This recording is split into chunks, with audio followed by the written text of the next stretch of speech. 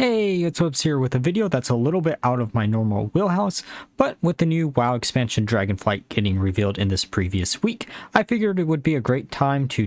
look at concepts that originated in Hearthstone that have made their way into the other parts of the Warcraft franchise. And surprisingly, there's actually quite a few, so let's begin. First concept that we're actually going to cover is Murgle the Oracle, who is a alternate hero for Shaman in Hearthstone, who later was actually added into World of Warcraft in Legion as a rare spawn in the Shaman class hall, and you were allowed to give him your artifact weapon, and if you did, you got a little bit of artifact power. I didn't get any footage of him in game because he does have a relatively long respawn timer, and I couldn't get him to spawn. And while he doesn't have a unique model in World of Warcraft, it is cool to see a alternate skin that was given to players for recruiting a player into Hearthstone from World of Warcraft actually make his way into World of Warcraft and complete the full cycle of his appearances. Now for the first group of cards that actually made their way into World of Warcraft. Some of the class legendaries from Journey to Ungoro Crater actually made their way into World of Warcraft in a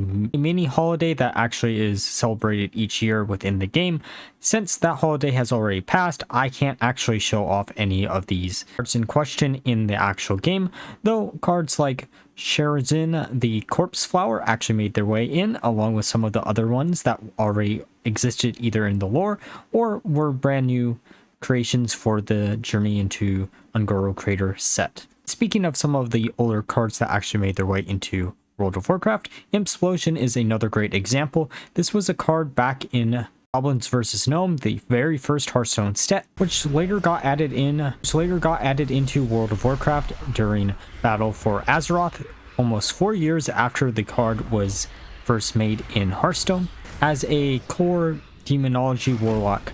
spell that players can actually use within their AoE rotation. The next concept that was actually in Hearthstone and another Blizzard property before it was in World of Warcraft is female dreadlords. We actually saw 2 cases of female dreadlords in Hearthstone before we did in the actual main game of World of Warcraft. The first one being from Goblins vs. Gnome, the Queen of Pain, and the second one being Enhanced Dreadlord, and these were later added into World of Warcraft during the Chains of Damnation patch for Shadowlands, which was the same patch we actually faced Sylvanas in World of Warcraft. So these don't really look like the ones that were actually in Hearthstone before, but this is a more refined look and it does actually fit the theme a lot better. So this next one might be a little bit cheating, especially because Alira did exist before Hearthstone and before World of Warcraft in Warcraft 3. But her appearance in World of Warcraft actually is almost a 1-for-1 to her appearance in Hearthstone as a alternate portrait for Hunter. As seen in this clip behind me right now,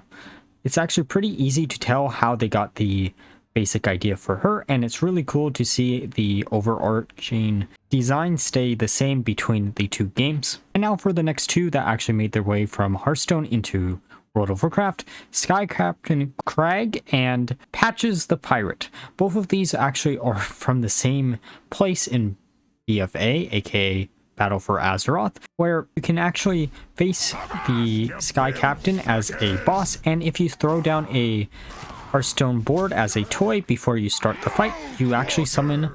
Patches as a way to get an achievement on this fight. It's a really cool little Easter egg that they put in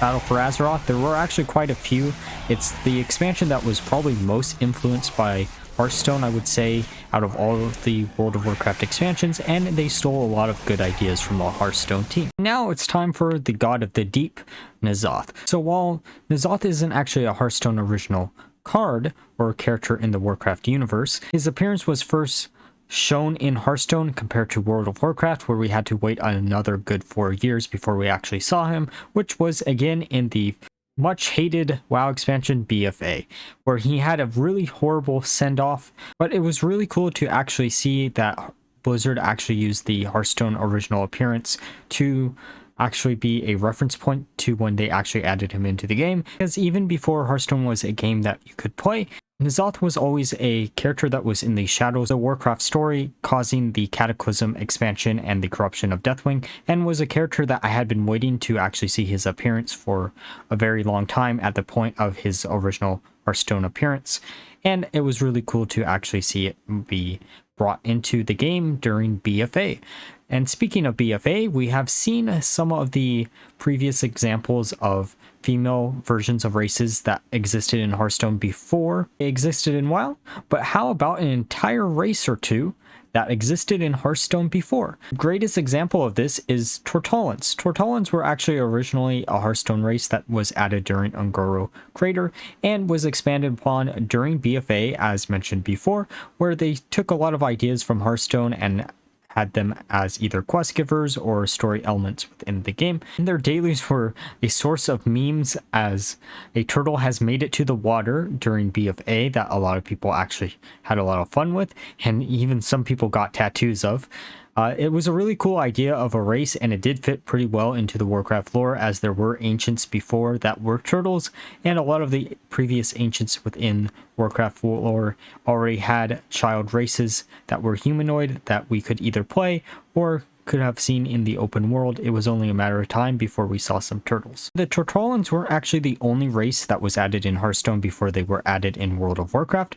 The other race was the Fungarians. They didn't actually have an official name in Hearthstone, but we could see them in the artworks of cards like Fungal Enchanter as shown on the screen above, but later again added in BFA with rares such as the Lichen King, and even some of these could be spotted in Shadowlands, the most recent expansion before the one that got announced on Tuesday. Now time for some more fan favorites. The League of Explorers actually made their way from Hearthstone into World of Warcraft, and while Bran himself was always a World of Warcraft character, the other three, Elise, Reno, and Sir Finley, were not. They were actually added during BFA, and Sir Finley was actually added during Legion. You could actually run across all three if you were visiting Mechagon on a given day. You give out daily quests, so they aren't always there, but it is really cool to actually see, especially given the fact that we are moving into a expansion based around dragons, and we know now that Reno is actually a dragon in disguise, especially given the fact that